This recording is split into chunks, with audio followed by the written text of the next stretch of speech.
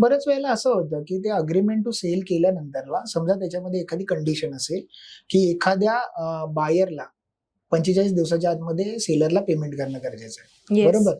पण काही कारण असतं हे 45 दिवसात पेमेंट नाही झालं, येस 50व्या दिवसात पेमेंट झालं, 4-5 दिवस पाठी पुढे झाले, तर मग येस त्याच्यामध्ये त्या अग्रीमेंट टू सेल वरती काय इफेक्ट होतो?